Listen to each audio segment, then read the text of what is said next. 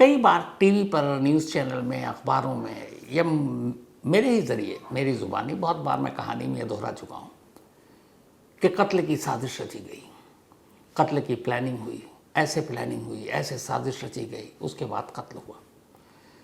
मुझे लगता है कि आप में से कोई शायद ही ऐसा हो जिसने ये ना सुना हो। लेकिन एक सवाल आता है मन में, किसी मर्डर की प्लानिंग कैसे होती है? किसी कत्ल की साजिश कैसे बुनी जाती है? साजिश करने वाले आपस में क्या बातें करते होंगे? साजिश करने के लिए जब वो बैठते होंगे वो जगह कौन सी होगी? उनका बॉडी लैंग्वेज क्या होगा? उनके चेहरे का हाव भाव क्या होगा? अगर दो लोग कहीं बैठकर एक मर्डर की प्लानिंग कर रहे हैं तो उनके चेहरे को देख कर क्या कोई अंदाज़ा लगा सकता है? ये सवाल मेरे मन में भी बहुत बार आता है। आज इन्हीं साजिशी सवालों के जवाब आपको लाइव दिखाऊंगा, फ्रेम दर फ्रेम। एक कत्ल की प्लानिंग, एक मर्डर की प्लानिंग, एक पूरी साजिश,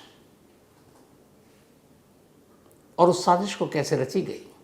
साजिश रचने के दौरान साजिश रचने वाले दो जो कातिल बनने जा रहे हैं उनका बॉडी लैंग्वेज क्या है, वो कैसे बात करते हैं, कैसे चलते हैं, कैसे हंसते हैं, ये सारी चीज़ें फ्रेम दर फ्रेम पहले आपको दिखाऊंगा, उसके बाद पूरी कहानी पर आऊँगा आगे की। जो केतन है उसकी मौत से ठीक 17 घंटे पहले केतन की मौत पर आखिरी मुहर लगाई गई थी और आखिरी प्लानिंग 17 घंटे पहले हुई थी। ये पुणे शहर का एक कैफ़े है और इस कैफ़े में अगर आप अंदर जाएंगे तो सीसीटीवी कैमरे लगे हुए हैं। उन्हीं में से एक सीसीटीवी कैमरे से कहानी शुरू होती है। अगर आप देखेंगे तारीख है उस पर 17 जून, यानी केतन की मौत से एक दिन पहले। घड़ी में वक्त हुआ है 4:32-33 4:32-33 का टाइम है, बल्कि ठीक 32 मिनट कुछ सेकेंड। कहानी यहीं से शुरू होती है। इस कहानी के दो कैरेक्टर हैं।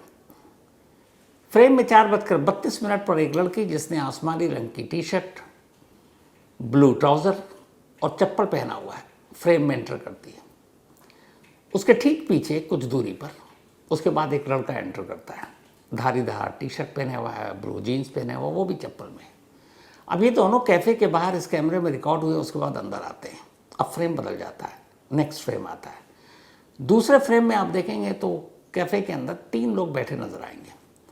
उसके बाद अचानक वही लड़की जो चप्पल में है, आसमानी रंग की टी शर्ट में है और ब्लू ट्राउज़र में है, वो दाखिल होती है। ये लड़की कोई और नहीं, सिया है। और सिया के ठीक पीछे अब वही लड़का दाखिल होता है और ये लड़का कोई और नहीं, चेतन है। अब ये दोनों अंदर दाखिल हुए, इसके बाद फिर से फ्रेम बदलता है। अब दोनों एक काउंटर पर खड़े हैं। काउंटर पर इनके हाथ में, जो चेतन उसके हाथ में एक मेन्यू कार्ड है। वो मेन्यू कार्ड देखता है, सिया से कुछ पूछता है, फिर मोबाइल निकालता है, स्कैनर से पेमेंट करता है, शायद ये अपना ऑर्डर दे चुका। इसके बाद यहाँ पे ये फ्रेम ख़त्म। अब दोनों वहाँ से बाहर निकलते हैं। एक बार फिर फ्रेम बदलता है। अब दोनों इसी कैफ़े के बाहरी हिस्से में आ जाते हैं। बाहर आने के बाद वहाँ कुछ टेबल कुर्सियाँ पड़ी हैं। दोनों आसपास देखते हैं, शायद अपने बैठने के लिए चेयर ढूंढ रहे थे कि किस टेबल पर बैठे। फिर सामने की तरफ दोनों एक साथ बढ़ते हैं और वहाँ जाकर दोनों बैठ जाते हैं। अब सिया और चेतन टेबल पर बैठे हैं, बातचीत चल रही है। कैफ़े के अंदर एंट्री करने से लेकर इस टेबल पर आने तक करीब 4 मिनट लगा था इन दोनों को। 35 से 36 सब शाम के 4:35-36 हो चुके हैं। थोड़ी देर में ही जो ऑर्डर दिया है इन्होंने, वो ऑर्डर एक कैफ़े का स्टाफ उनको दे जाता है। अब दोनों की बातचीत शुरू होती है। थोड़ी देर के बाद अचानक सिया अपने दोनों पैर चप्पल उतारती है और कुर्सी पर रख लेती है। चेतन अपनी कुर्सी को और करीब ले जाता है। अब दोनों बिल्कुल करीब होकर बात कर रहे हैं। इसी दौरान में एक बार ऐसा होता है जब दोनों की पीठ कैमरे की तरफ होती है और दोनों झुके हुए हैं और मोबाइल में कुछ देख रहे हैं। इस वक्त ये दोनों मोबाइल में देख रहे हैं, ये कुछ और नहीं है। मोबाइल में यूट्यूब पे एक वीडियो खोला है और इस वीडियो में लोहगढ़ किले का जो वीडियो है, जो तस्वीर है, वो दोनों देख रहे हैं। ये हमें कैसे पता, ये आगे बताऊंगा। तो उस वक्त दोनों, अब सिया और चेतन उसी लोहगढ़ का वीडियो देख रहे हैं यूट्यूब पर। इसी दौरान में सिया का कि शायद फ़ोन बजता है, वो फ़ोन उठाती है, फिर वापस रख देती है। फिर इनकी लंबी बातचीत चल रही है। ये जो पूरी बातचीत चल रही है, ये केतन के मर्डर की प्लानिंग की बातचीत चल रही है, और ये आप लाइव देख रहे हैं। अब सीसीटीवी कैमरे में ऑडियो है नहीं, इसलिए इनकी बातचीत सुना नहीं सकता, लेकिन ये उसी कत्ल की प्लानिंग कैसे, आप ये पूछ सकते हैं कि भाई ये तो दोनों बैठे हुए नजर आ रहे हैं, कुछ और भी बात कर सकते हैं, आशिकी की बात कर रहे होंगे, केतन के मर्डर की प्लानिंग की बात कैसे कर रहे हैं, ये भी आपको आगे बताऊंगा। खैर, इनकी बातचीत चली लंबी, करीब 45 मिनट तक इस टेबल और कुर्सी पर दोनों बैठकर ये बातचीत करते हैं। बातचीत लगता है खत्म, प्लानिंग शायद पूरी हो गई, हर कदम की तैयारी कर ली गई। इसके बाद अचानक दोनों खड़े होते हैं। सिया और चेतन एक दूसरे का हाथ पकड़ते हैं, फिर दोनों गले लगते हैं। सिया हंस रही है, मुस्कुरा रही है। फिर उसी अंदाज में अब दोनों बाहर निकलते हैं। जैसे ही बाहर निकलने लगते हैं, फिर से सिया का फ़ोन बजता है। सिया फ़ोन उठाती है, कान में लगाती है, और उसी फ़ोन के साथ अब फ्रेम बदलता है, और अब ये कैफ़े के बाहर आ चुके हैं जहाँ से एंट्री मारी थी। सिया के कान पर अब भी मोबाइल है, और फिर ये दोनों वहाँ से निकल लेते हैं। जब ये दोनों वहाँ से निकले, तब घड़ी में वक्त हुआ था शाम के 5:20। 17 जून 1720। अगर इस टाइम को आप केतन की मौत के टाइम के साथ जोड़ें, तो केतन को सुबह 10:30 के आसपास धक्का दिया गया था। 5:20 पर ये दोनों निकले, यानी इसके 17 घंटे बाद केतन का कत्ल हुआ। अब सवाल यही है जो दो पूछा कि आप में से कोई भी पूछ सकता है कि दोनों इस कैफ़े में साजिश बुनने के लिए आए थे, कत्ल की प्लानिंग करने आए थे, मोबाइल में किले का वीडियो देख रहे थे यूट्यूब पर, ये कैसे पता? तो उससे पहला सवाल तो यही मन में आना चाहिए कि ये 17 तारीख को इस कैफ़े में आए, ये कैसे पता? तो यही कहानी है। जब इन दोनों से पूछताछ हुई, चूँकि ये पुलिस हिरासत में है, तो पुलिस ने उनसे पूछा। इस दौरान में पुलिस लगातार इन दोनों के मोबाइल का कॉल डिटेल, लोकेशन सब खंगाल रही थी, या इनके मोबाइल से किस किस को पेमेंट किया गया। तभी जब सिया के मोबाइल के लोकेशन ट्रेस करने की कोशिश की जा रही थी 17 और 18 जून की, तो पुलिस को एक बार उसका लोकेशन मिला इसी कैफ़े का, पुणे के। पुलिस ने उससे पूछा कि तुम इस कैफ़े में क्यों गए थे, और इत्तेफाक से उसी वक्त चेतन के मोबाइल से एक पेमेंट हुआ था इसी कैफ़े में, जो उसने ऑर्डर दिया, मोबाइल पर वीडियो में साफ दिख भी रहा है। तब इन्होंने बताया कि ये दोनों 17 जून की शाम उसी कैफ़े में गए थे, और उसी कैफ़े में बैठकर इन्होंने आखिरी प्लानिंग की थी। इसके बाद वो फिर शाम और पूरी रात नहीं मिले थे, अगले ही दिन मिले थे। पुलिस ने जब सिया के मोबाइल को चेक किया, उसकी जो उसने सर्च किया था सोशल मीडिया, जब उसमें गई तो वही टाइमिंग थी। 4:32 से 5:20 के दरमियान उसने लोहगढ़ फोर्ट को यूट्यूब पे सर्च किया था, तो वहाँ से वो मिला। तब पुलिस ने उससे पूछा कि तुम दोनों कैफ़े में क्यों गए, और ये लोहगढ़ किला बैठकर कैफ़े में क्यों देख रहे थे? तब इन दोनों ने बताया कि असल में हम मिल नहीं पा रहे थे। एक तो जब से सगाई हुई और भी मुश्किल, शहर में कोई भी जानकार, तो कि दोनों परिवार बड़े बिजनेसमैन, कोई भी देख लेता, तो इसलिए मिलने में भी दिक्कत आ रही थी। लेकिन ये था कि फाइनल प्लानिंग करनी है, क्योंकि 14 जून को नाकाम हो गया था पहला जो केतन को मारना था। तो किसी ऐसी जगह, इसीलिए उन्होंने शहर से थोड़ी दूर इस कैफ़े को चुना, और यहाँ बैठकर कत्ल की आखिरी प्लानिंग करनी थी कि सुबह कौन कैसे जाएगा, वहाँ कैसे होगा, तुम पीछे कब आओगे। और यहाँ तक कि दोनों ने इशारों में बात करने की भी बात की थी कि एक मैं ख़ास इशारा करूँगी तो तुम चल पड़ना, एक ख़ास इशारा करूँगी तो रुक पड़ना। तो ये सारी प्लानिंग वहीं हुई, और इसी प्लानिंग के 17 घंटे के बाद केतन का कत्ल हुआ। तो ये सीसीटीवी फुटेज उस प्लानिंग का, जो शुरू में मैंने कहा था कि एक लाइव प्लानिंग, कत्ल करने वाला कैसे करता है, क्या चलता है, कैसे बातें करता है, बॉडी लैंग्वेज क्या होता है, ये उसका जीता जागता सबूत है। और फिर एक सवाल का जवाब भी मिल गया। अगर आप देखेंगे इसमें सिया जिस तरीके से आई, सिया जिस तरीके से मुस्कुराई, और जिस तरीके से गले लग कर गई, चेहरे पे कहीं से ये पता ही नहीं चल रहा कि मतलब ये दोनों यहाँ एक कत्ल की प्लानिंग कर रहे हैं, वो कत्ल जो अगले कुछ घंटों बाद होना है, और वो भी कत्ल अपने ही मंगेतर का। मतलब आज एक मर्डर की प्लानिंग खुशी खुशी, क्या करें, अजीब लग रहा है, इसीलिए कह रहा हूँ।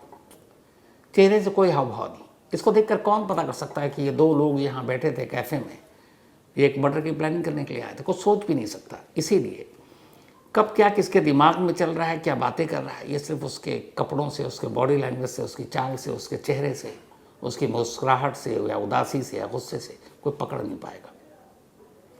और ये वीडियो इस बात का सबूत है। तो आइंदा कभी किसी कत्ल की प्लानिंग और साजिश की बात हो तो समझ जाइएगा किसी तरीके से प्लानिंग होती है जिसके बारे में कोई जान भी नहीं पाएगा।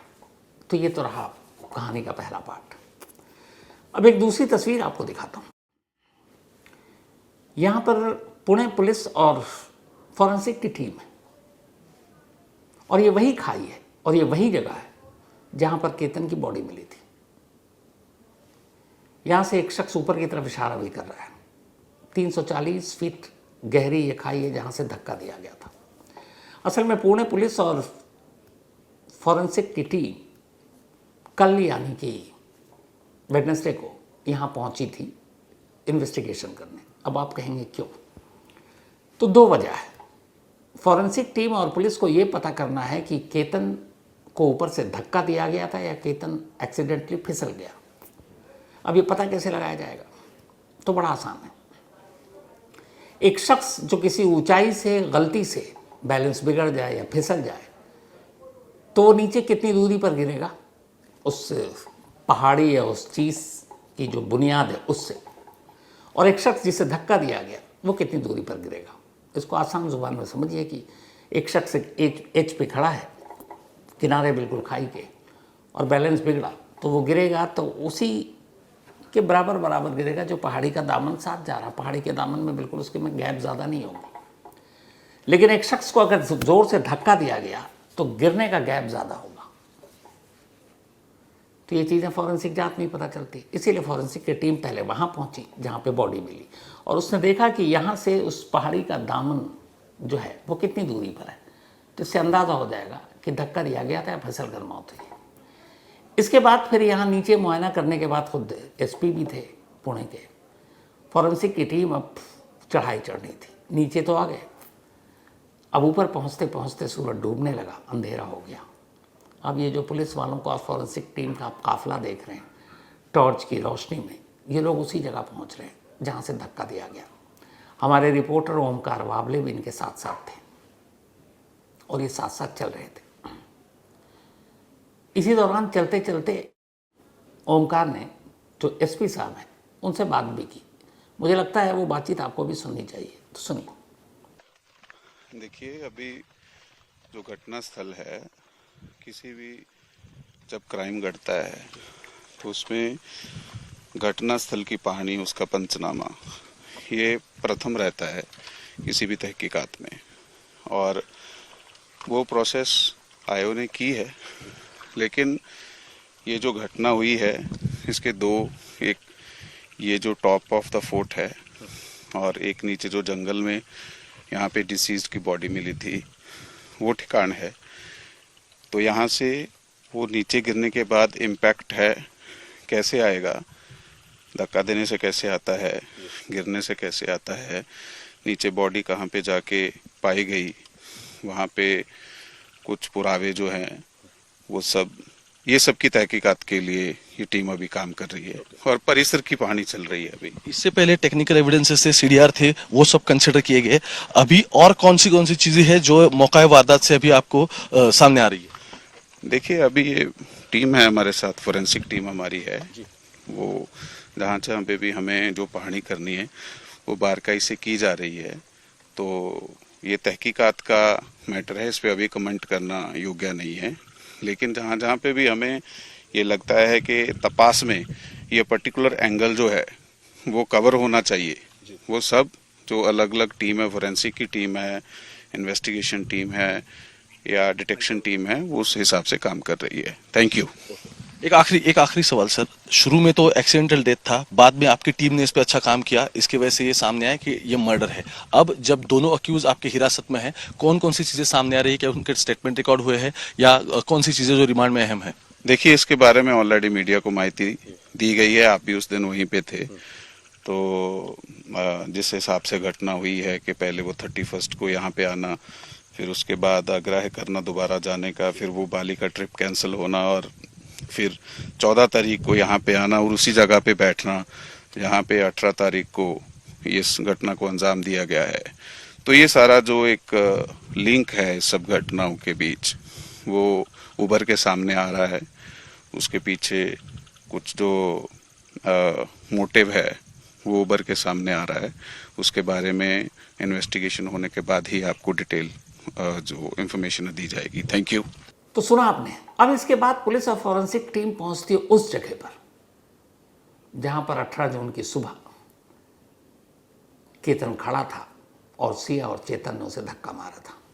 बाकायदा फॉरेंसिक टीम ने वहाँ से तस्वीरें ली, वहाँ से ऊंचाई देखी, वहाँ से इस बात को भी पता करने की कोशिश की कि जो बॉडी मिली कितनी दूरी पर थी, धक्का मारने से मौत हुई या फिर फिसलने से मौत हुई। तो रात के अंधेरे में टॉर्च की रोशनी में ये पूरा काफिला उस कत्ल की तफ्तीश करने इस ऊंचाई पर पहुंचा था जो इस वक्त सुर्खियों में है कि 20 साल की एक लड़की का दिमाग इतना शातिर कैसे हो सकता है जो बड़े बड़े पेशेवर अपराधी को भी पीछे छोड़ दे। तो ये तफ्तीश भी आपने देख ली। इस बीच पुलिस इंट्रोगेशन में, चूंकि पुलिस कस्टडी में हैं दोनों, सिया ने एक बात बताई। उसने कहा कि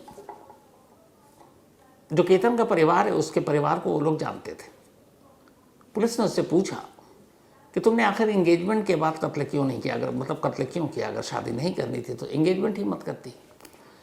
उसने कहा कि मैं शुरू से ही शादी के खिलाफ थी, पर मेरे फैमिली वाले जिद पर अड़े थे कि तुम्हारी शादी केतन से होगी और केतन का परिवार अच्छा है, केतन अच्छा लड़का है, पर मैं नहीं चाहती थी। पुलिस ने पूछा तो मना कर देती। उसने कहा परिवार वालों ने मुझ पर दबाव डाला, बार बार यही कहा कि इससे बेहतर कोई परिवार और फैमिली नहीं है, तुम्हारे लिए बेहतर लड़का है। तो पुलिस ने यह भी कहा कि तुम साफ इनकार कर देती, धमकी दे देती कि भाग जाऊंगी, किसी और से करूंगी।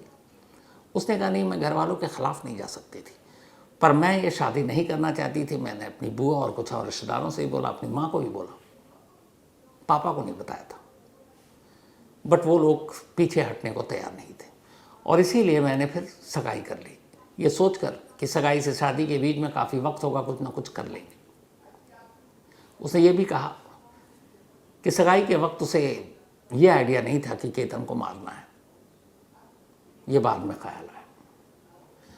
तो मर्जी के खिलाफ शादी हुई, ये बात सिया ने बताई। दूसरी तरफ चेतन के पिता ने यह कहा कि उन्होंने पहली बार सिया का नाम पुलिस स्टेशन में सुना जब चेतन और सिया की गिरफ्तारी हुई और पुलिस वालों का फ़ोन आया और वो गए, तो दोनों आमने सामने बैठे थे, सिया और चेतन। तो चेतन के पिता का यह दावा है कि मैंने जब चेतन से पूछा तो उसने कहा कि मैंने केतन को धक्का नहीं मारा, जब केतन को धक्का मारा तब मैं कुछ दूरी पर था, सिया उसके करीब थी, सिया ने धक्का मारा। और चेतन के फादर का यह भी कहना था कि वो उस वक्त वहीं मौजूद थे, दोनों आमने सामने थे। वो क्यों गया तो देखो, अभी हमारे को तो बोल के गया नहीं, हमारे को तो बोला मीटिंग है, मीटिंग में जा रहा हूँ ऐसा। सुबह मैं उसके मम्मी को बोल के निकला, मेरे को तो कुछ बोला ही नहीं, मम्मी को इतना बोल के निकला। लड़की के साथ में था, उसके बारे में उसको अपने को कुछ मालूम नहीं है, कुछ नहीं बताया। कुछ मालूम नहीं, इसके पहले भी था, इनके साथ में रहता तो कभी हमने कभी देखा नहीं। हमारे को उसके बारे में कुछ मालूम नहीं। और वो सिया जो लड़की का नाम भी अभी कल मालूम पड़ा, उसका भी आपने को कभी न तो कभी देखा नहीं, बात पहली बार वो पुलिस चौक में देखा उसको, लड़की को। अच्छा, हाँ आपने? अच्छा, मुझे एक बात बताइए। और उसका नाम ये सब कल ही मालूम पड़ा। चेतन एक क्रिकेटर है और 22 साल की उम्र है और कहते हैं कि पुणे में लोकल लेवल पे बहुत अच्छा, मतलब उसका क्रिकेट के फील्ड में नाम है, बहुत सारी ट्रॉफियाँ जीत रखे हैं, बहुत सारे मैन ऑफ द मैच जीत रखे हैं। लेकिन चेतन के घर वालों को पता नहीं था कि सिया और चेतन का क्या रिश्ता है। हालांकि वो मना कर रहे हैं, उन्होंने कहा कि मैंने तो पहली बार नाम ही सुना वहाँ थाने में और उससे पहले हमें पता नहीं था। लेकिन चेतन और सिया के रिश्तों पर जितने लोगों को अब तक जो सवाल था, इस कैफ़े की CCTV तस्वीर ने उन सारे सवालों का जवाब दे दिया कि इन दोनों में रिश्ता था, दोनों दोस्त थे, और जिस तरीके से दोनों कैफे में मिले थे उससे भी साबित हो गया। अब पुलिस इन दोनों से और पूछताछ कर रही है और इस बात की कोशिश कर रही है कि जो भी अभी इंट्रोगेशन है, सब कुछ है, एक पुख्ता केस तैयार किया जाए। क्योंकि एक चीज़ आप लोग याद रखिए, अभी सारी बातें, सारी चीज़ें बेशक सिया और चेतन के खिलाफ हैं, लेकिन एक चश्मदीद कोई नहीं है जिसने केतन को धक्का मारते हुए सिया या चेतन ने दिया हो जो धक्का देखा हो। और अगर हमारी अदालतों में आपको पता है वकील साहब ढंग के मिल गए तो फिर एक्सीडेंट और मर्डर के बीच का जो बारीक सा फ़र्क है कैसे दूर होता है या हो सकता है, आप लोग भी जानते हैं। दूर जाने की ज़रूरत नहीं है। यही 11 महीने पहले, मई का महीना था, ये जून का है, सोनम सोनम सोनम हर जगह सुर्खियों में था। हम सभी ने कितनी कहानियाँ सुनाई, कितने शोज़ किए, लेकिन साल भर भी नहीं हुआ सोनम की गिरफ्तारी को जमानत मिल गई। आपको पता है कि राजा रघुवंशी के कत्ल से जितने भी लोग जुड़े थे, जितने लोगों को गिरफ्तार किया गया था, चाहे वो सुपारी किलर हो या फिर खुद सोनम हो या उसका बॉयफ्रेंड हो, कोई भी जेल में नहीं है, सब जमानत पर बाहर है।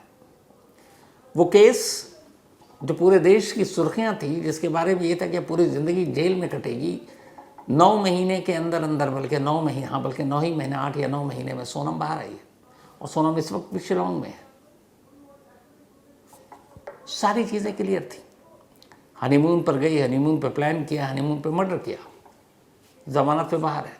तो फिर क्या गारंटी है कि आने वाले 8-9 महीने में सिया और चेतन भी जमानत पर बाहर नहीं होंगे, और उसके बाद केस का क्या होगा ऊपर वाला जाने। तो इसीलिए इस वक्त पुणे पुलिस की सबसे बड़ी जिम्मेदारी ये है कि वो एक ऐसा पुख्ता केस तैयार करे जिसमें न सिर्फ सज़ा हो बल्कि ज़मानत भी ना मिले। तो ये थी आज की कहानी। अब आपसे मुलाकात होगी कल रात 9 बजे किसी नई कहानी के साथ। तब तक अपना और अपनों का ख्याल रखिएगा। Thank you very much.